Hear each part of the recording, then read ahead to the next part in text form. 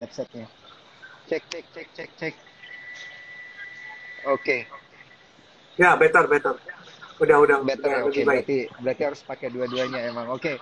Nah, ini kita mau bahas market akhir pekan dan moga-moga Olive dan juga Arvin ini bisa mewakili para tuan troopers kita berada di zona hijau ya. Happy cuan supaya bisa happy cuan. Nah, karena kalau kita lihat kan memang akhir pekan ini marketnya merah nih. Hari ini aja kita koreksi, mungkin ini aksi profit taking ya. Karena melemahnya 0,56%, nilai transaksi juga lebih rendah daripada hari-hari kemarin, 14,6 triliun. Nah, tentu kan tidak lain dan tidak bukan sentimennya ini adalah FOMC dan juga BI menaikkan suku bunga, gitu kan ya. Nah, ini ditanggapi seperti apa nih? Mulai dari Olive dulu nih. Kalau aku sih lebih melihatnya hari ini ya profit taking karena kemarin tuh kan ketika marketnya rebound banyak saham-saham yang naiknya cukup kenceng ya. Misalnya apalagi saham-saham yang metal-metalan tuh kemarin naiknya cukup banyak tuh kayak Harum, terus juga ADMR dan lain-lain gitu ya. ADMR tuh asal kemarin naiknya 7% lebih deh dalam satu hari loh reboundnya. Jadi wajar aja kalau misalnya ada yang profit taking gitu. Apalagi ini kan hari Jumat. Biasanya hari Jumat itu uh, diibaratkan hari profit taking nasional gitu ya. Jadi bukan sesuatu yang mengkhawatirkan sih menurutku. Mm-mm. Iya, iya, iya, bukan sesuatu yang mengkhawatirkan. Nah, kalau dari Arvin gimana nih menanggapi keputusan dari FOMC dan juga Bank Indonesia menaikkan suku bunga? Dampaknya ke IHSG akan seperti apa? Oke, kalau kita bicara soal FOMC 75 basis point, I think itu sudah diprediksi oleh market ya. Jadi tidak ada concern di situ. Memang 75 basis point sudah terprice in dengan baik. Memang yang agak mengejutkan ada BI yang menaikkan 50 basis point gitu ya. Dan memang aku pribadi sudah bilang bahwa prediksinya memang kalau aku pribadi ada 50 basis point karena Bank Indonesia itu tidak ibaratnya tidak punya pilihan lain karena memang inflasi sudah di depan mata dan langkah antisipatif memang harus dilakukan. Jadi 50 basis point actually sudah terprediksi gitu ya. Jadi memang 50 basis point itu direspon positif oleh market karena kita melihat US dollar kita melemah gitu ya 15.000 sekian sekarang. Dengan kalau cuma naik 25 basis point itu yang akan meningkatkan US dollar kita yang mana kita tahu bahwa manufacturing di Indonesia itu kebanyakan bahan bakunya itu dari import gitu. Sehingga kalau misalnya US dollar ini tidak terjaga dengan baik, ini yang menyebabkan akan terjadi inflasi yang lebih besar lagi. Jadi keputusan BI untuk menaikkan 50 basis point, I think sudah tepat. Oke, oke, oke, Mungkin oke. Soalnya ya, sebenarnya mm-mm. ya Gimana, mau gimana, nambahin Win? dikit, Mm-mm. sebenarnya tuh yang dikhawatirin sebenarnya bukan suku bunganya ya, bukan FOMC-nya, tapi Mm-mm. lebih ke currency risk-nya. Jadi kalau misalnya Mm-mm. The Fed kan naikin 75 basis point lagi, spread-nya itu tambah tipis kan sama suku bunga kita. Mm-mm. Kalau dulu mungkin katanya ya spread kita tuh harus 2% gitu bedanya. Kalau sekarang mungkin nggak sampai dua Mm-mm. persen nggak apa-apa, walaupun tetap harus ada spread di situ karena balance karena harga komoditas positif. Tapi yang dikhawatirkan sebenarnya resikonya tuh adanya di currency, di tukar Iya. nilai tukar rupiah itu sendiri. Kenapa? Karena biasanya kalau dolarnya itu 15.000, perhatiin deh, pasti asingnya net sell. Hmm. Iya, iya, iya, iya, Kenapa? benar, Karena benar, memang kan benar. ketika asing masuk ke saham kita, pasti dia tuh convert ke rupiah. Nanti pasti kan Betul. kalau mereka cuan, mereka harus convert lagi dari rupiah ke dolar. Nah, bayangin kalau Mm-mm. misalnya rupiahnya melemah, nanti percuma mereka cuan Mm-mm. dari saham, tapi ketika pas dikonvert malah terdepresiasi gitu rupiahnya. Jadi Mm-mm. biasanya Rugi kurs ya. betul rugi kurs. Jadi Mm-mm. percuma aja di sahamnya cuan tapi ada rugi di kurs jadi kan nggak dapat apa-apa. Itu kenapa kalau IHSG-nya 15 sorry rupiah 15.000 pasti IHSG-nya ada net sell. Terbukti kan berapa Iya. hari ini ada net sell. Nah ini tuh sama kayak kejadiannya bulan Juni kemarin pas kita udah Mm-mm. sentuh sempat sentuh 14.900 sekian, sempat 15.000 yang BI belum naik yang suku bunga, uh, asingnya juga net sell. Tapi apakah ini sesuatu yang harus ditakutkan? Menurutku asing tuh udah biasa lah keluar masuk di bursa kita. Mm-mm. Betul, betul, betul. Ini mekanisme pasar aja ya sebenarnya ya. nanti kalau naikin suku bunga lagi dan juga melihat dari potensi fundamental negaranya bagus di Indonesia utamanya ya pasti akan inflow lagi kan, nggak mau. Oke. Nah, kalau kita ke Arvin lagi nih, saya pengen tanya untuk IHSG kita nih, ya dengan sentimen global yang cukup menggemparkan beberapa negara gitu ya. Kita lihat karena tadi kan saya juga ada melihat currency yang lain. Tadi kita bahas currency kan.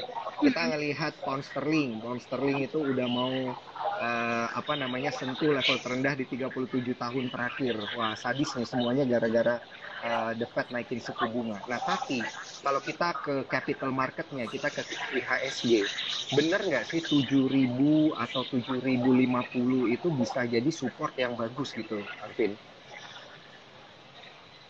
Iya, IHSG di level 7.000 sampai 7.050 itu adalah support yang cukup kuat gitu ya untuk IHSG. Karena memang kalau dari perspektifku pribadi gitu ya, memang investor asing sebenarnya tidak punya banyak pilihan memang. Kalau kita lihat mengaca dari Amerika yang memang kemungkinan suku bunganya naik dan menyebabkan resesi gitu ya, kita lihat dari statementnya Jerome Powell juga menyampaikan begitu ya, di mana kenaikan suku bunga dia akan meresikokan pertumbuhan GDP-nya menjadi resesi gitu. Jadi itu yang akan menjadi concern untuk orang untuk investasi di US. Selain itu kalau kita lihat dari Asia juga China juga seperti itu, di mana lockdown terus ya, di mana itu yang menyebabkan economic growth juga terbatas gitu. Jadi kalau kita melihat dari itu, maka yang akan performing well adalah developing countries yang supply komoditi. Kita bisa lihat beberapa negara seperti Arab Saudi, Brasil, Indonesia, itu adalah 3 top the best ya, kalau kita bilang top dari indeksnya. Jadi itulah yang menyebabkan rupiah kita juga cenderung kuat ya. Kalau kita lihat mungkin terdepresiasi gitu ya, dari 14.000 jadi 15.000. Tapi kalau kita lihat negara lain lebih parah lagi. Jadi I think ini Indonesia sangat bagus banget sih secara ekonomi gitu di mata dunia. Masih lebih tahan dan ini level-level supportnya berarti udah mulai belum mendekati dan kita masih 7178 gitu ya. Jadi ya, sepertinya betul. Kalau mau pada profit taking ini masih ada ruang nih untuk profit taking. Oke. Kalau kita lihat dari sisi yang berbeda, ini pas banget ada yang nanya sebelum kita masuk lebih jauh ke sektoral ya. Ini ada yang nanya nih, Cuan Troopers kita. Bagus nih pertanyaannya. Kalau lihat indeks Dow Jones dan Nasdaq turunnya ambles gitu, apakah akan berpengaruh ke IHSG? Saya mulai dari Olive dulu nih. Oke. Jadi sebenarnya kalau ada pengaruhnya ada, tapi mungkin dikit. Balik lagi nih, 2021 itu Nasdaq Dow Jones itu rally-nya kenceng loh. Ya, dia hampir nggak kemana-mana. Jadi ya ini memang udah waktunya IHSG yang rally, Dow Jones-nya yang memang koreksi, karena mereka koreksi dalam sekarang juga itu kenaikannya udah eksponensial banget dari 2020 sampai 2021. Kalau ada yang bilang kan biasanya kalau mengukur kekayaan masyarakat Amerika tuh lihat aja market sahamnya gitu kan. Karena mereka itu 50% masyarakatnya itu investasi ke saham. Jadi bayangin kalau marketnya turun itu berarti banyak banget masyarakat yang ibaratnya uangnya nggak bisa diapa-apain gitu gara-gara ada di saham. Tapi masanya apakah penurunan itu sudah cukup dalam? Ya lihat aja kenaikannya itu jauh lebih tinggi dari penurunan saat itu. Jadi wajar kalau market saham kalau naiknya kencang itu pasti turunnya juga kencang. Kalau turunnya kencang itu nanti naiknya juga akan lebih kencang lagi. Nah kalau IHSG itu kan cenderung lagi kan 2021 tuh naiknya nggak seberapa.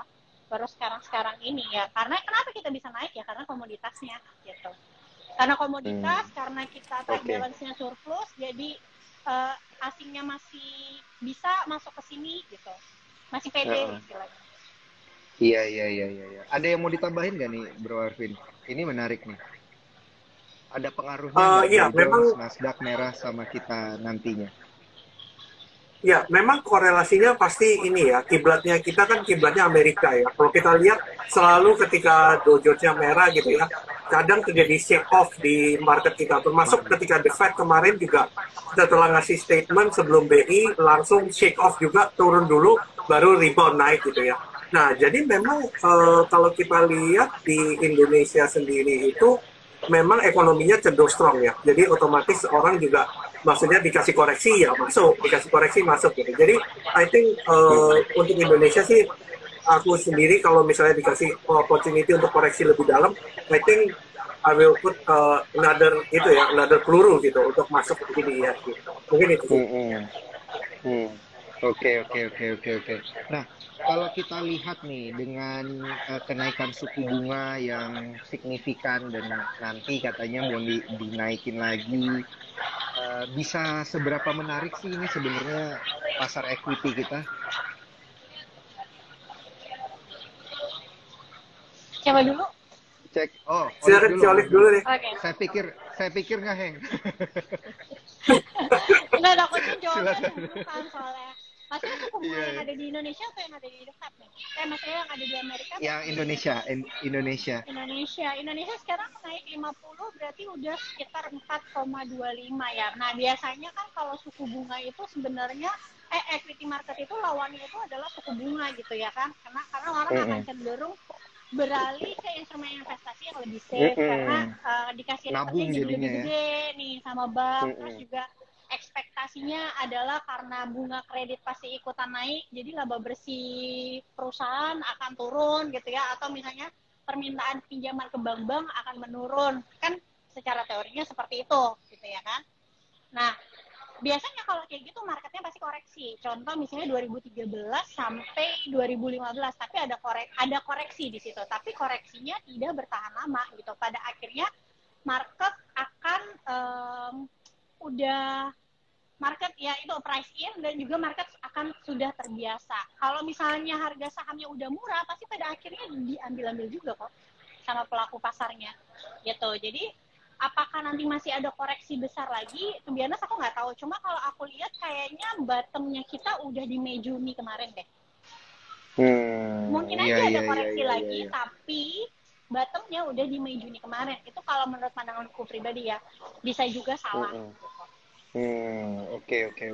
Bottom di Mei Juni kemarin berarti di 6559-an ya kurang lebih ya. 6560 lah. Jadi ya. kalaupun ada kurang koreksi lebih. ya paling worst case-nya ke 7.000 aja.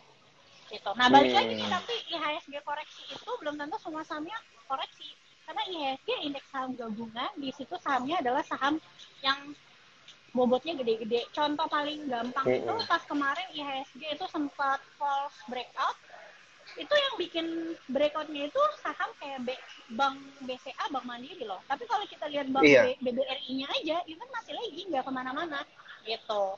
Dan ketika marketnya misalnya nanti koreksi nih ke depannya, belum tentu semuanya itu pasti koreksi gitu. Apalagi small cap-nya.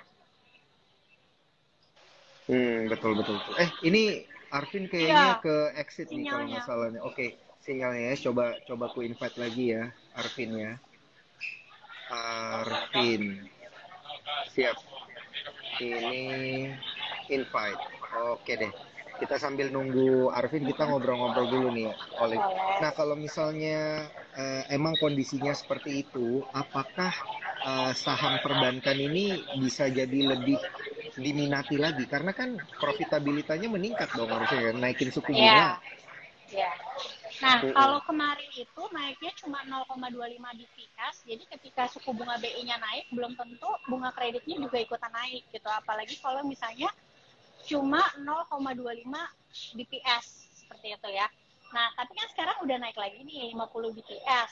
Kalau baca-baca nih kemarin public expose-nya Bank BTN, mereka tuh udah bilang kalau misalnya BI naikin suku bunga 50 basis point, itu pasti ada kemungkinan besar dia akan ikut naikin bunga kredit. Dan itu biasanya bank-bank lain juga seperti itu. Nah, kalau bunga kredit naik, tentunya pendapatan dari bank juga naik kan. Apalagi kalau bank-bank yang kasanya itu kecil. Kasanya besar. Kalau kasanya besar, kosannya kan kecil. Seperti itu. Nah, tapi pertanyaannya adalah kalau bunga kreditnya naik, pasti kan nanti permintaan kreditnya jadi melambat dong. Nah, ini harus dilihat lagi di flashback tahun 2013-15 akhir itu Bank Indonesia juga naikin suku bunga sampai ke angka 7%. Kalau kita tahu saat itu ya, era 2014-2015, kalau kita baru mau ambil bunga KPR, itu langsung 2 digit loh di awal. Kalau sekarang startnya kan masih 1 digit. Iya, 1 digit, kemudian floatingnya yang 2 digit. Biasanya namanya segede-gedenya 11 gitu. Tapi paling nggak kita startnya nggak di 2 digit nih. Sedangkan 2014 itu orang-orang kalau teman-teman tanyain ke tetangga-tetangganya ngambil KPR Betul, tahun segitu, betul. mereka startnya tuh udah di 2 digit, di 11, di 12. Jadi harusnya sih kita masih pertumbuhan loan-nya itu bakalan masih bagus karena suku bunganya masih jauh, masih lebih rendah dibanding 2014, 2015. Bahkan setelah pandemi ini, karena kan kemarin sempat Iya. di tahun lalu kalau nggak salah beritanya di media itu adalah badai NPL nih yang ditakutin sama Iya, Sri iya, Mulyani dan lain sebagainya. iya. Nah ini kan karena ini habis pandemi gitu. Nah ini sekarang Betul. tiba-tiba suku bunganya dinaikin lumayan tinggi walaupun belum sampai di 2014 gitu ya. Karena artinya kan kita masih masa recovery Iya. gitu ya. Tapi masih tetap optimis ya berarti ya. Optimis. NPL-nya terjaga gitu 2013 ya. tuh kita tapering loh. Iya. Temper tantrum. Oh iya, 2013 benar-benar kita tuh temper benar-benar. tantrum. Jadi karena kita nggak ada di situasi itu, jadi kita nggak bisa ngebayangin gitu. Cuma kalau misalnya kita investasinya pada saat itu, pasti serem juga. 2013 itu temper tantrum kok.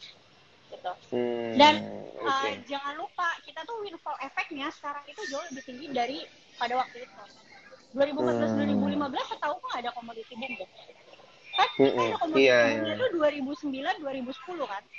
Iya, betul, ya. betul. Sekarang komoditi boomnya harga batu baranya aja itu udah 4 kali lipat dari harga batu bara tahun 2009. Tahun 2009. Dulu 2009 itu batu bara tertinggi di atas $100. Sekarang $400. Which is pengusaha-pengusaha atau orang yang berbisnis di komoditas itu kena windfall efeknya atau punya duitnya jauh lebih banyak dibanding 2009. Nah, ini berarti kalau bisa kita bilang ya, kalau kita sederhanakan sedikit, berarti walaupun ada kenaikan perbankan gitu ya, mungkin yang bayar utang atau company yang bayar utang itu utangnya jadi lebih gede dikit, tapi cuannya jadi jauh lebih gede karena harga komoditas masih tinggi gitu, jadi ketutup lah ya, gitu ya. Makanya kita masih bisa ya current account surplus gitu ya, kurang lebih ya. Nah, ini untuk Bro Arvin, saya mau nanya ke saham-saham perbankan nih, gimana nih? Kebetulan nih ada Bro Alex Raharjo juga. Halo, selamat bergabung. Oke, Bro Arvin, gimana nih Bro? Saham-saham perbankan, apakah dengan kenaikan suku bunga ini saham perbankan blue chips yang lebih menarik gitu daripada yang second liner atau third liner? Oke, kalau kita bilang perbankan ya, memang nggak bisa dipungkiri perbankan ini kan maksudnya proksinya IHSG ya, kalau kita lihat gitu ya. Jadi memang kalau kita lihat perbankan ini akan sangat diuntungkan gitu ya, dengan adanya kenaikan suku bunga itu. Dan memang kebetulan karena proksinya adalah IHSG, maka ya IHSG kita ikut dongkrak juga. Nah, sebenarnya kalau kita bilang secara kinerja selama suku bunganya naik tapi performa perusahaan masih oke, I think ya akan tumbuh juga gitu kinerjanya perbankan itu dengan earnings yang itu mengurangi istilahnya mengurangi resiko kredit macet juga kan, intinya kan di situ kan kalau perbankan. Jadi sebenarnya ya koreksi-koreksi yang terjadi adalah chances untuk kita untuk masuk sih memang. Oke. Nah, tapi kemudian lihat valuasinya, maksudnya Arvin mau nambahin Betul, valuasinya betul. kan? Iya. Kalau BCA udah agak mahal juga, jadi tetap harus dilihat juga ya dari sisi technical, fundamental gitu ya. Semuanya harus dilihat nih. Ini PR dari para cuan troopers juga ya, harus ngeriset sendiri juga lah, belajar riset teknikal dan fundamental juga. Nah, detailnya seperti apa nanti mungkin bisa dibantu kan, bisa langsung nge-DM ke Olive kali atau langsung ke Bro Arvin gitu kan, nanya-nanya kan. Pasti kan ada grupnya masing-masing nih, jadi boleh ditanyain di sana para cuan troopers. Oke. Jadi saya selanjutnya pengen nanya nih pertanyaan yang mewakili para cuan troopers. Kalau dari sisi perbankan dan perbankan ini menarik, nah emitennya yang mana nih? Olive duluan.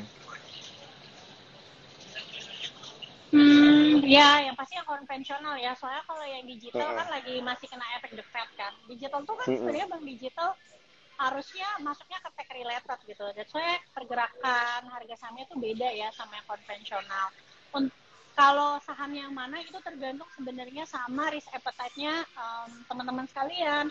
Kalau teman-teman sekalian suka sesuatu yang lebih stabil, nggak suka resiko yang terlalu besar, ya masuklah di saham-saham blue chips. Mungkin dari 4 bank terbesar kita yang valuasinya masih menarik atau masih wajar, itu ada di Bank BRI untuk saat ini. Karena PBV-nya itu kalau kita lihat min PBV-nya masih di area kalau kita lihat PBV standar deviasinya masih di area min PBV atau bisa juga BBNI, tapi BBNI itu dividen yield-nya cenderung lebih kecil ya gitu. Itu kalau Oke. kalau misalnya yang second line-nya banyak, bisa kayak misalnya contoh BTPS, terus juga Bank Danamon, ya banyak yang bagus-bagus lah. Sebenarnya Iya ya, kalau dari sisi valuasi ya itu ya menarik ya. iya, tapi kalau misalnya suka saham yang misalnya, oh kak aku maunya sukanya yang dividen aja deh, maunya sukanya yang passive income, ya berarti lihatnya bank-bank daerah, BJTN, BJBR, jadi nggak peduli harga sahamnya kemana, yang penting tahu setiap tahun pasti misalnya bisa dapat 7-9% dari dividen yield. Kan ada loh, siapa tahu orang-orang yang udah berumur, dia punya uang yang memang duit dingin, yang ya udah taruhin aja buat dapetin dividen yield seperti itu. Oke, menarik. Nah, kalau dari Bro Arvin gimana nih topiknya untuk perbankan nih? Oke, kalau aku pribadi sama ya dengan si Olive, di mana aku masih menjagokan BRI ya untuk bank konvensional karena memang selain valuasinya yang cenderung wajar dan memang agak ketinggalan BRI ini dibandingkan teman-temannya. Nah, jadi kalau kita lihat teknikalnya memang agak ketinggalan tuh BRI. Nah, kalau aku sih pribadi melihat dengan BRI di harga sekarang dan kinerjanya ke depan yang akan ada pegadaian di dalam gitu ya dengan harga yang sama tapi performa yang lebih tinggi, valuasinya jadi murah. So BRI is one of the good choice. Kalau untuk bank digital, I think avoid dulu gitu ya. Kalau kita lihat Nasdaq sekarang minus 2%, kriptonya minus 4% gitu ya. Jadi selama masih ada cerita soal suku bunga naik, inflasi naik, tapi Nasdaqnya masih drop, itu jangan terlalu berekspektasi tinggi terhadap bank digital karena memang itu belum bottomnya. Jadi kapan masuk bank digital yang tepat? Sebenarnya ketika suku bunganya naik gitu ya, inflasinya naik, tapi tidak menurunkan harga. Jadi itu yang menyebabkan bank digital tuh istilahnya sudah bottom. Jadi ada buyer yang masuk. Nah itu adalah bottomnya. Nah kalau sekarang selama masih ada sentimen-sentimen seperti ini dan masih menurunkan harga, lebih baik avoid dulu lah untuk bank digital seperti itu. Bank digital di avoid dulu ya. Oke. Karena memang masih ada ini ya sentimen-sentimen yang apa namanya menegangkan ke depannya. Tapi bener nih saya juga lagi ngeliat kripto gila udah 18.600. Tidak Iya. lain dan tidak bukan semuanya itu jadi bergerak ke bawah gara-gara ini ya keputusan The Fed dan kenaikan suku bunga. Oke, kita coba jawab nih pertanyaan masih di Bro Arvin ya, jawab pertanyaan Cuan Troopers nih. Bang Agro mulai rebound. Nah, gimana nih Bro Arvin nih? Sudah bisa mulai masuk, bagaimana view-nya?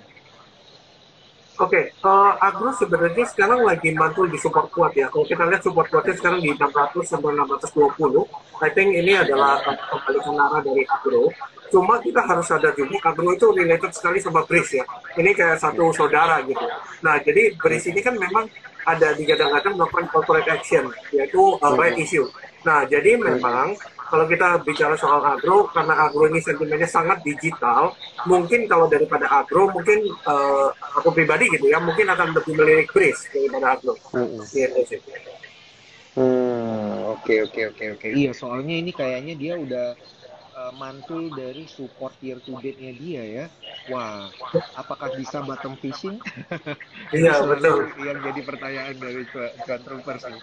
Kalau dari Olive ada yang mau ditambahkan nggak nih? Agro. Enggak sih, cukup dari aku. Segitu ya. Oke. Jadi kalau kita mau spekulatif buy dikit-dikit boleh dong ya. Boleh. Untuk apa? Agro atau BRIS? Untuk agro. Agro, risknya kan tipis sebenarnya. Maksudnya kalau mau Iya. spekulatif buy juga maksudnya risknya tipis gitu. Asal kita disiplin ya. Maksudnya kalau sudah lewat ya sudah. Iya, itu tuh asal berani cut Iya. loss kalau tiba-tiba Iya, jebol betul. ya. Ini banyak kan soalnya berani beli di support tapi pas jebol malah nggak berani di cut loss gitu. Iya, malah berani tahan sampai minus 30%. Iya. Sampai iya, wah, luar biasa nih. Tapi jangan terus-terusan dilakukan karena nanti capitalnya habis. Iya. Oke. Nah, mungkin kita beralih kali ya dari emiten-emiten banking gitu, kita beralih ke emiten-emiten lain yang sepertinya akan kena pengaruh gitu karena kenaikan suku bunga. Nah, properti nih yang menjadi pertanyaan karena kan ini rame juga nih ya di market global juga mempertanyakan suku bunga dinaikin ini pasar perumahan nanti akan seperti apa. Nah, di Indonesia juga bakal seperti apa nih? Kalau menurut pandangan dari Olive dulu. Oke. Jadi semua tuh kan menanti-nanti ya kapan ada properti boom gitu. Karena kalau Mm-mm. berdasarkan sejarah dulu kita krisis 2008, 2009 itu ada commodity boom sampai 2011. After 2011 baru ada yang namanya properti boom. Kenapa bisa ada Hmm. properti boom? Karena efek windfall tadi, orang-orang jadi punya duit, terutama yang bisnis di perbankan. Nah, nggak semua orang Mm-mm. tuh pede kan investasi di saham. Apalagi biasa orang kalau misalnya dapat cuannya gede, mereka cenderung lebih pede untuk beli properti gitu ya, untuk investasi. Mm-mm. Nah, sekarang tuh banyak yang menanti, oke nih, abis commodity boom, kapan nih properti boomnya? Kalau lihat secara sejarah, 3 tahun setelah krisis, ya kan di tahun 2011, di atas 2011 lah. Sekarang kita tuh baru tahun kedua, jadi ini masih eranya komoditas sebenarnya. Tapi kalau kita lihat apakah udah ada volume nih sedikit-sedikit di sektor properti. Dari awal bulan ini udah ada, tapi kita nggak tahu nih sustain apa enggak. Masalahnya sekarang ternyata BI-nya naikin suku bunganya agak lebih cepat. Dari 25 langsung 50. Nah ini tentunya akan mempengaruhi. Kalau dulu mungkin tahun 2012 itu BI-nya belum naikin suku bunga, jadi mungkin properti boomnya lebih berasa. Kalau sekarang ternyata naik suku bunganya duluan gitu. Jadi menurutku kalau mau sekarang tuh kan properti banyak yang udah murah ya emiten-emitennya gitu, tapi nggak ada flow-nya. Ya kalau mau beli silakan, tapi harus pakai technical juga. Jadi once misalnya flow-nya Mm-mm. itu nggak sustain atau tiba-tiba terjadi pembalikan arah, ya better keluar dulu. Cuma kalau ditanya, aku pribadi sih lebih senangnya properti itu kan ada dua. Kalau aku sih lebih Iya. senangnya industrial untuk saat ini. Walaupun ada juga yang residensial, aku suka beberapa yang market cap kecil ya. Tapi aku nggak ada Mm-mm. posisi. Tapi aku suka lah beberapa. Misalnya kayak Asri, yang market cap kecil lah. Tapi Mm. aku lebih cenderung sukanya lebih yang ke industrial. Ya industrial tuh ya kan antara BES atau Demas. Kalau yang suka dividen yieldnya gede, ya Demas. Tapi kalau aku pribadi cenderungnya lebih sukanya BES. Cuma kalau BES udah naiknya udah agak lumayan ya belakangan gitu. Oke. Wah, menarik juga nih topiknya Olive. Kalau dari Arvin gimana nih? Pandangannya dan topiknya langsung. Oke, kalau properti memang by cycle tadi Ciolis sudah ngomong ya mengenai cycle komoditi after that properti gitu ya. Dan memang aku setuju gitu ya, dimana kalau kita lihat komoditi itu banyakkan tuh di luar pulau ya, di luar pulau Jawa. Dan kalau kita lihat memang CPO tuh banyak di Sumatera Kalimantan, batu bara banyak di Kalimantan, dan nikel banyak di Sulawesi. Dan mereka dapat windfall yang lumayan besar gitu ya dari kenaikan komoditi ini. Nah, cuma yang kita harus sadar bahwa masyarakat yang di sekitar itu di luar pulau gitu ya, mungkin lebih nggak melek investasi yang liquid gitu ya, lebih karena saham yang cenderung lebih agresif. Makanya mereka lebih banyak masuk ke investasi yang konvensional. Salah satunya ada properti. Nah, teman-teman makanya itu ada alasannya gitu ya. Kenapa dia masuk ke properti itu ada alasannya. Nah, kalau kita bicara soal itu, maka kita bisa reflect gitu ya. Kemarin tuh suku bunga naik gitu ya waktu dulu pada saat commodity cycle naik terus gitu ya, propertinya juga suku bunganya naik, penjual properti juga nggak ada masalah. Karena apa? Karena ekonomi kita juga resilient gitu loh. Nah, ketika ekonomi kita resilient selama itu masih oke, maka dengan bunga berapapun itu mereka nggak ada masalah, kecuali ketika bunganya naik tapi purchasing power melemah. Nah, itu yang jadi masalah. Nah, untuk emiten properti yang cukup menarik ya, aku setuju gitu ya sama Jolif, di mana kalau kita lihat recovery ekonomi, maka arahnya memang ke lahan industri. Salah satunya memang Demas dan BES. Itu adalah dua yang cukup baik. Selain itu adalah sektor-sektor properti lain yang kecil. Tadi Jolif juga sudah sampaikan. Kenapa yang kecil gitu ya? Teman-teman bisa lihat kenapa yang kecil? Karena yang kecil itu biasanya waktu dulu sektornya tidak manggung gitu ya, keuangannya itu nggak terlalu gimana-gimana, kadang itu kan mereka profitnya kecil atau cenderung rugi. Nah, ketika terjadi property cycle gitu ya, terjadi turnaround di sahamnya, itu baggernya berkali-kali kali lipat gitu. Teman-teman bisa lihat Alam Sutra, waktu dari harga 100 dari 1000, itu 10 bagger loh, Alam Sutra. Nah, jadi kalau kita lihat ya, ini adalah sektor yang menarik. Mungkin kalau teman-teman mau masuk ke residensial, mungkin jangan masuk kayak cuma yang big caps doang, tapi sisihkan alokasi untuk yang small cap juga. Ya, Gitu. setuju. Karena Menarik, biasanya menarik, kalau yang menarik. small cap itu pergerakannya lebih volatil gitu, tapi sesuai juga sama resikonya ya biasanya. Ya itu tadi yang Arvin bilang, kalau yang kecil-kecil karena dari rugi jadi positif, kinerjanya jadinya turnaround story. Kalau aku Iya, iya, iya. soalnya sukanya emang perusahaan-perusahaan yang turnaround story, kecuali kalau bug gede ya nggak apa-apa, kita masih koleksi ya, karena biasanya growth-nya tuh masih agak gede. Tapi kalau sektor-sektor yang lain ya sukanya small cap lah gitu. Oke, oke, oke, oke. Wah, ini Cuan Troopers ada yang lucu-lucu nih. Ci Olive emiten love katanya. Emiten love. Gini kali, oh emiten love. Oke, saya mau lanjut nih. Pertanyaannya, kalau tadi memang terkait dengan properti, ada satu pertanyaan yang nyantol nih terkait dengan MMLP. Karena ini kan properti pergudangan. Gimana nih, Bro Arvin ini? Pertanyaannya langsung dari Cuan Troopers. Oke, MMLP. Kalau kita lihat MMLP ini kan agak ini ya, sentimennya agak semi-semi digital ya. Kalau kita lihat ada hubungan sama uh, Gojek e-commerce, ada katanya. hubungan betul, ada hubungan sama e-commerce juga dan ada hubungan sama ini ya. Memang MMLP salah satu yang menarik ya, by technical pun menarik gitu ya. Di level-level sekarang itu juga worth it untuk kita spek buy. Mungkin antara 450 sampai 440 gitu cukup menarik ya untuk entry gitu. Cuma memang secara volume juga masih belum kelihatan ya, jadi jangan harap terlalu cepat, tapi at least resikonya terukur, gitu aja sih. Oke. Kita beralih nih. Tadi udah properti untuk menghemat waktu karena kan kita masih mau muter ke beberapa sektor. Nah, tadi sektor yang menjadi penyelamat kita supaya kita bisa current account surplus kan masih di komoditas. Emiten-emiten komoditas gimana nih? Kita mulai dari yang paling panas, bumi gimana? Olive dulu deh, Olive dulu. Bumi gimana? Kalau secara sektoral, kita ngomongnya secara sektoral dulu ya. Makro.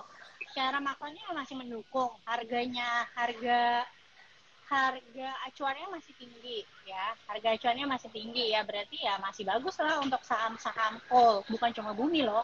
Ya kan? Nah, tapi ditambah bumi itu mau ada aksi korporasi gitu, yang dimana aksi korporasinya itu private placement. Nah, mungkin aku mau meluruskan sedikit di sini untuk teman-teman yang belum tahu perbedaan private placement dan right issue, karena aku cukup tergelitik melihat sebuah forum dengan ketikan yang bilang kalau ngapain duit rakyat dipakai cuma bayar utang. Padahal right issue itu sangat berbeda sama yang namanya private placement. Private placement itu nggak pakai duit rakyat. Private placement itu pakai duitnya investor strategis.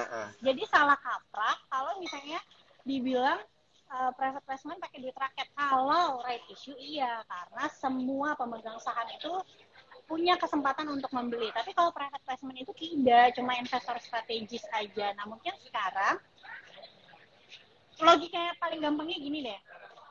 Kan ketika private placement itu dijalankan, kepemilikan sahamnya itu jadi berubah komposisinya. Saat ini itu komposisi kepemilikan saham itu terbesar ada di publik, 70%. After private placement itu berubah. Kita semua yang publik terdilusi, pemegang saham pengendali yang barunya berubah jadi 58%. Dapat datanya dari mana? Ada itu di letter yang dikeluarin sama pihak buminya sendiri ya kan. Di situ kan bisa kelihatan. Nah, kalau teman-teman nih punya uang sebesar itu 20 triliun yang sampai merubah komposisi, kira-kira teman-teman itu main-main nggak di dalam situ? Yang sampai merubah komposisi loh. Aku disclaimer ya, aku bukan menyarankan jual atau membeli. Tapi kan secara logika aja, kalau punya uang sebesar gitu, sampai merubah komposisi yang tadinya publik 70%, jadi pemegang saham pengendali 58%, kira-kira cuma buat main-main atau enggak, itu satu. Yang kedua, aku tuh banyak banget DM yang mereka bilang mereka nyangkut di 200-an. Nah, pesan dari aku cuma gini, kamu aku beli di 200-an karena apa? Pasti kan karena lagi rame waktu itu dibahas. Jadi kalian FOMO. Nah, logikanya kalau kalian aja berani FOMO di harga 200, kenapa pas harganya turun malah nggak nggak berani lagi. Udah habis berarti Harusnya kan kapitalnya. ya. Nah, kalau Udah hakal misalnya soalnya. ketika harga sahamnya itu naik tinggi, kamu bisa punya conviction. Tapi pas harganya turun, kenapa nggak bisa punya conviction yang sama? Ya kan? Iya. Harusnya kan secara logiknya risiko tuh lebih kecil ketika harga sahamnya turun dibanding harga sahamnya naik. Kamu 200. Ini analoginya contoh nih, bulan April 4 bank kita itu sampai gap up, Bank Mandiri dan lain-lain ya. Bulan April akhir sebelum kita libur lebaran. Betul. Banyak orang FOMO ketika gap up, ya kan? Tapi kenapa pas turun after the Fed, perbankan itu turun, bahkan BBRI sampai ke 4.000, Bank Mandiri juga turunnya waktu itu sampai ke berapa? Nggak ada yang berani lagi FOMO. Padahal result dari kinerja kuartal satunya nggak ada yang berubah. Gitu. Berarti kan yang harus diperbaikin adalah psikologinya sebenarnya, bukan salah perusahaannya gitu. Iya. Itu aja sih dari Perusahaannya mah terbuka aja gitu Iya. ya. Ada info apa dikasih tahu. Iya. Tapi keputusan membeli tetap ada di tangan para cuan troopers dan investor. Jadi lebih bijaklah dalam mengambil keputusan untuk jual dan beli gitu ya. Nah, kalau dari Bro Arvin gimana nih melihat dari ada masukan dan sudut pandang yang berbeda nggak terkait bumi ini? Oke, mungkin cuma mau nambahin aja ya. Memang bumi ini kan akan bukan private placement ya. Dan memang kunci dari bumi bisa rally gitu ya, itu ada di private placement-nya. Karena itu akan menyelesaikan masalah hutang yang selama ini menjadi masalah dari bumi. Nah, bumi itu buat teman-teman yang nggak tahu, bumi itu adalah perusahaan tambang dengan resources nomor 1 di Indonesia sebelum Adaro. Jadi bumi dulu baru Adaro. Nah, ini yang menjadi menarik. Ini yang menjadi menarik di mana kalau teman-teman lihat bumi ini kalau berhasil menyelesaikan ini semua, maka ini akan menjadi menarik untuk buminya itu sendiri. Jadi kalau aku pribadi lihat gitu ya, selalu punya mindset gini sih, kalau orang euforia kita takut, kalau aku takut kita malah beli gitu loh. Nah, kalau orang yang rally di 200 baru beli, berarti dia euforia. Sebagai orang yang punya barang atau mungkin yang sudah punya posisi, pasti dia akan mempertimbangkan untuk jual dulu, profit taking di atas untuk ngambil lagi di bawah. Karena koreksi itu pasti akan terjadi kok. Gitu. Jadi, menurutku, jangan terlalu terburu-buru, santai aja. Nanti ada momen di mana kalian bisa masuk. Oke, ada momentum lah ya. Berarti ini mainnya di momentum. Ini komentar dari para cuan troopers sangat-sangat menarik kalau kita baca ya. Memang ya kalau di media itu ngomongnya kan kadang memang clickbait gitu ya. Tapi tetap ya para cuan troopers itu harus kerjain PR fundamental dan teknikalnya. Soalnya ada yang bilang nih gara-gara headline-nya agak menegangkan. Ya namanya kan, juga media, emang kayak gitu. Tapi kan nggak usah kayak gitu ya. Waktu pas kita habis the Fed yang habis libur lebaran aja, maksudnya kita waktu itu kayak bumi masih di harga di bawah 100 perak ya. Yang gede-gede yang sekelasnya ITMQ waktu itu kan koreksi tuh yang habis the Fed ngomong. Koreksinya juga cukup dalam, yang gitu aja banyak yang getar. Padahal masih beli ITMQ yang kita tahu geopolitik waktu itu harga acuan call masih 300. Aku kan bahas juga di IG story.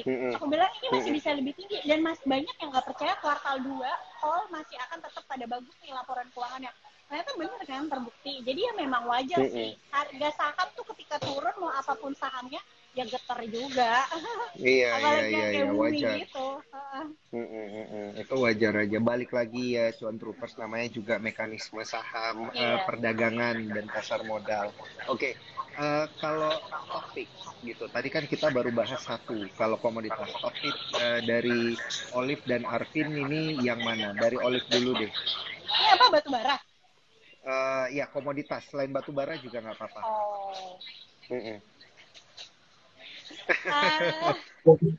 Bumi ini yang sulit ya. Jangan-jangan topiknya bumi ini. Kalau aku nggak bilang stock pick deh, tapi kalau yang masih ada di portoku bumi.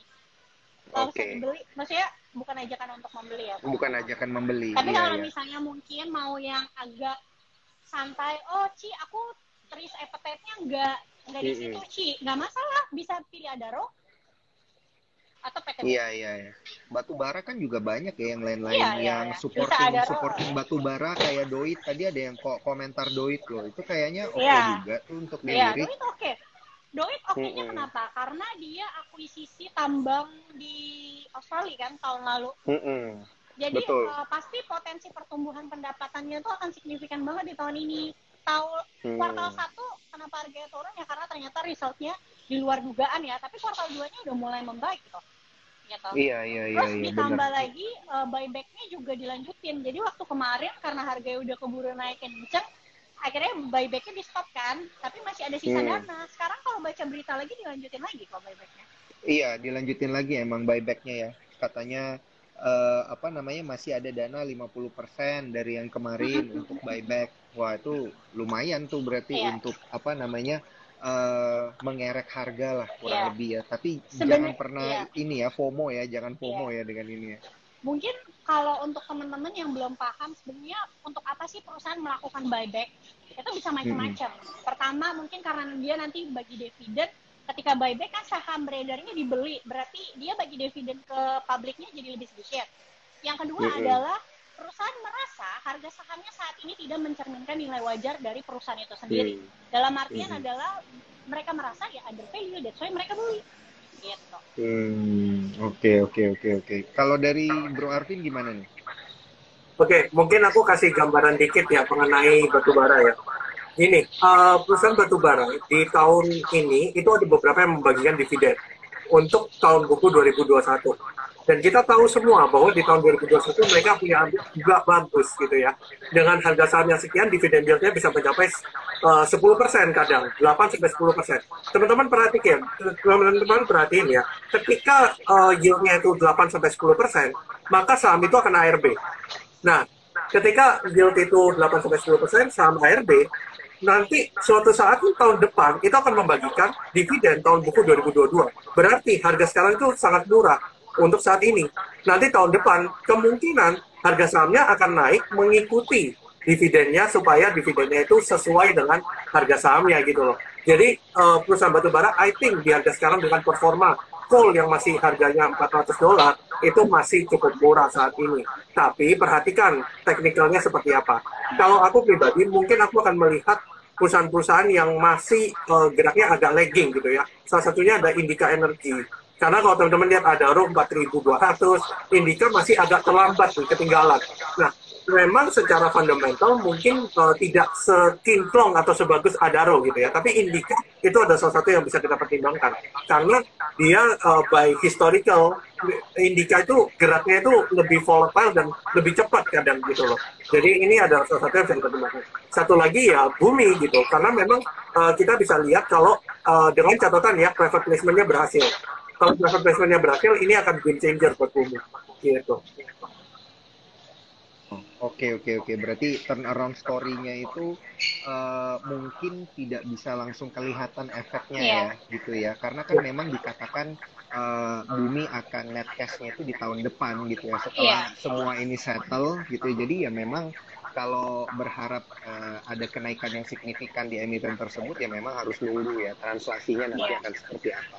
Oke, kalau emiten-emiten emas gitu menurut Olive dan Bro Arvin udah boleh kita koleksi belum ya? Karena kan ini udah mulai nih Hologram ya. narasi-narasinya resesi gitu. Banyak yang dari kemarin bilang coba deh lirik emiten emas gitu, misalnya kayak MDKA, PSAB, mungkin ada apa namanya Arci, Harta, tapi Harta itu emas perhiasan kalau nggak salah.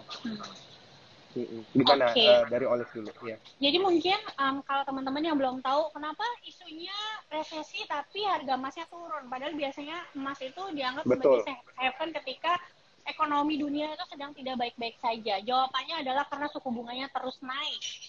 Emas itu adalah hedging, lindung nilai. Dia nggak kasih kita passive income. Jadi ketika suku bunganya naik akan kalah sama instrumen investasi yang kasih passive income. Misalnya apa? Obligasi, deposito, kayak gitu-gitu. That's why si emasnya kehilangan pamornya. Ya karena dia nggak bisa kasih passive income itu kan, nggak bisa kasih yield kan. Yang kedua karena dolarnya terus menguat.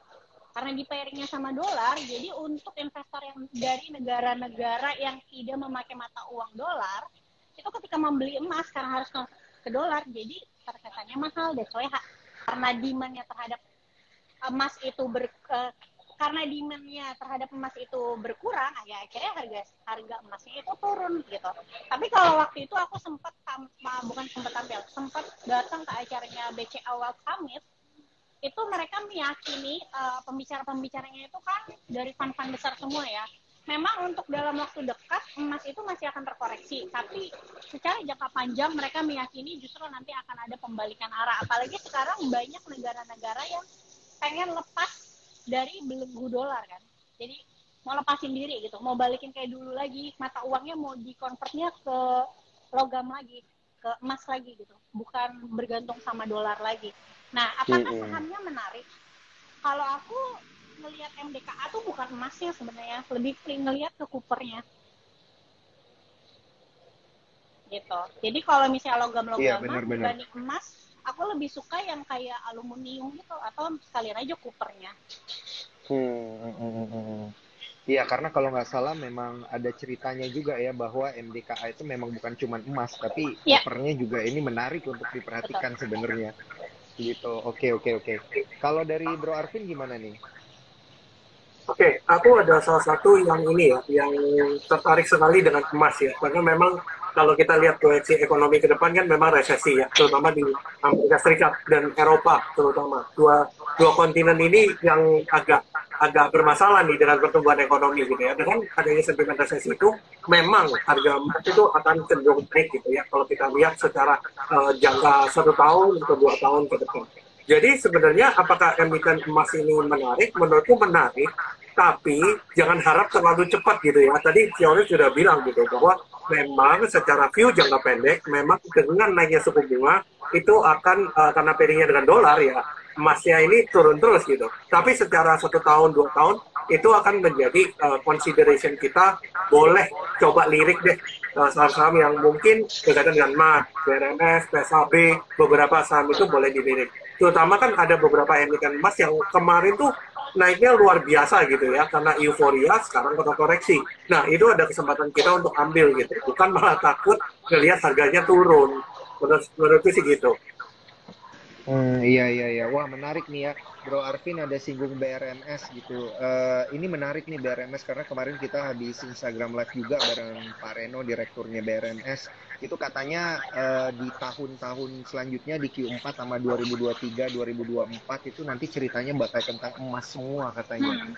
Dan baru kelihatan dampak positifnya nanti di sana gitu. Nah, jadi ini bener juga nih kata Bro Arvin ya, ada koreksi, justru ini bisa jadi peluang ya untuk kita kolek-kolek dikit lah gitu ya, tabung-tabung sedikit. Betul. Itu waktu aku datang ke acara BCA World Summit itu ada satu dari fund Singapura, pembicaranya dia sangat meyakini bahwa emas nantinya bisa ke atas 2.000 loh. 2.000 Wah, $2.000 ke atas.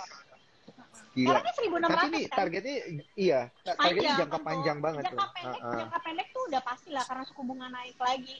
Suku bunga naik itu kan, tapi 2023, 2024 we'll see lah. Kan kemarin juga sempat sebenarnya Rusia yang pengen bikin mata uangnya itu dicadanginnya itu pakai emas kan.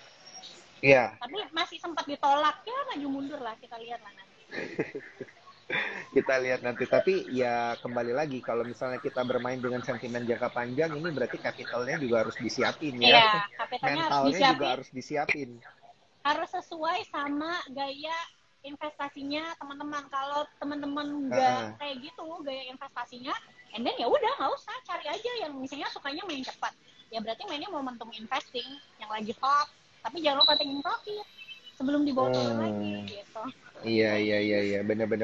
Nah, ini karena waktunya tinggal sedikit nih, saya mau minta tips dan trik deh. Ini masukan-masukan menarik untuk para cuan troopers. Mulai dari Bro Arvin dulu nih, untuk bertransaksi di IHSG kita jelang Q4 2022. Oke. Dan di era suku bunga tinggi tentunya. Ya, basically tetap sama ya. Prinsip dari investasi itu kan ibaratnya ketika orang euforia, kita berhenti dulu, jualan dulu. Ketika orang takut, kita beli gitu ya. Jadi memang sebenarnya banyak mungkin dari teman-teman gitu ya. Karena kita itu nggak bisa memprediksi setiap hari itu bakal naik atau bakal turun. Itu susah sekali loh untuk memprediksi. Kadang sentimennya bisa berubah. Hari ini begini, besok begitu gitu. Jadi susah sekali untuk diprediksi. Jadi yang bisa kita atur apa? Ya money management kita kan sebenarnya. Nah, Betul. jadi jangan sampai teman-teman masuk di saham gitu ya, tanpa diversifikasi, itu satu. Ya, jadi teman-teman ibaratnya masuk ke satu emiten doang, atau dua emiten dengan sektor yang sama, itu usahakan jangan. Mungkin cari 6-8 emiten, mungkin bisa bagi-bagi lah. Nah, itu satu. Yang kedua, itu cash jangan sampai habis ya, karena Hmm. misalnya kayak aku pribadi gitu ya, aku nggak pernah ngabisin cashku gitu ya. Dalam 100% portfolio, mungkin sekitar 20-30% tuh spare cash. Tujuannya apa sih? Karena market itu tidak bisa diprediksi, maka kita ketika market crash gitu ya, kita sudah siap gitu. Kita sudah siap, oh kita udah tahu nih emiten mana yang oke. Nah, selama nggak teknikalnya itu masih bagus, masih ketahan gitu ya udah jangan panik gitu.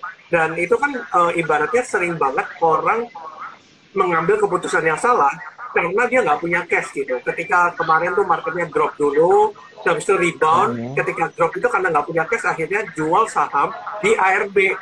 Lalu pas Betul. siangnya diangkat akhirnya. Nah itu kenapa? Karena kita nggak punya cash gitu loh. Jadi itu yang sering terjadi. Dan teman-teman bisa lihat lah beberapa saham konstruksi event. Konstruksi kan kemarin sempat drop gitu, naik. Terus baja-bajaan drop, naik.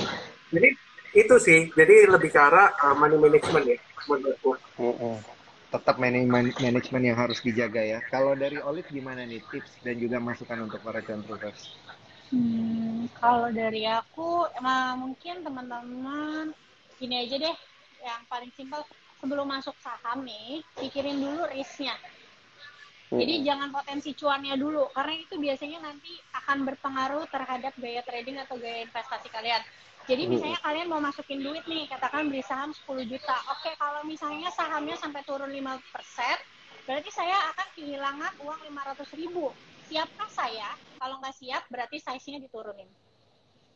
Itu dulu. Jadi jangan pas masuk melihatnya kayak, oh karena harga sahamnya bisa 2 kali lipat, jadi uang saya dari 10 juta jadi 20 juta. Yang benar adalah dipikirin dulu, kalau harga sahamnya turun jadi 5%, saya maka kehilangan 500.000, saya siap atau enggak. Kalau harga sahamnya turun 10%, saya kehilangan 1 juta, maka saya siap atau enggak. Kalau nggak siap, berarti size-nya dikecilin di titik yang dimana ketika kamu misalnya ada titik harus cut loss, kamu siap gitu. Di nominal itu Oke, kamu oke. siap.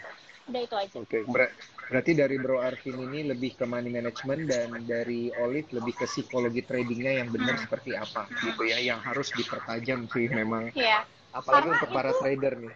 betul, karena banyak, jadi kayak sekarang nih, market kan kemarin 4 hari koreksi, jadi banyak pertanyaan tuh yang kayak, Kak, aku minus segini, aku cut loss atau hold? Atau average down, Kak, di saham ini aku nyangkut, aku cut loss. Nah, harusnya nih, kalau misalnya kalian ketika beli udah tahu, kalau turun saya harus ngapain, pasti kan nggak akan ada pertanyaan itu. Kalau kamu bisa nanya seperti itu, berarti kamu nggak mikirin ketika mau beli. Kalau misalnya sahamnya turun, saya harus ngapain ya? Berarti kan yang kayak gitu biasanya beli dulu. Pas kejadian turun baru mikir, Iya. harus ngapain ya? Yang bener itu kan sebelum Betul. masukin duitnya, pasti kan kita udah lihat nih, udah ukur resikonya. Oke, bisa naik tapi juga bisa turun. Kalau misalnya turun sekian persen, berarti di porto akan kelihatan floating loss sekian. Atau misalnya kalau sampai cut loss, berarti cut loss-nya sekian. Terima nggak kerugian itu? Kalau misalnya ternyata, oh kayaknya dari jarak ke jebol supportnya agak jauh ya, misalnya sampai 5%, kayaknya nggak siap deh, kehilangan 500.000, ya udah berarti size-nya kecilin. Gitu. Oke, mantap sekali nih dari Bro Arvin dan juga Olive. Thank you banget buat waktunya nih di akhir pekan. Semoga bisa bikin para cuan troopers jadi happy cuan di akhir pekan depan ya. Sekali lagi Ya, thank you buat Bro Arvin thank dan you. juga Olive dan juga para cuan troopers. Saya Daniel Luguna pamit undur diri. Sampai jumpa ya di IG Live selanjutnya. Bye-bye. Goodbye.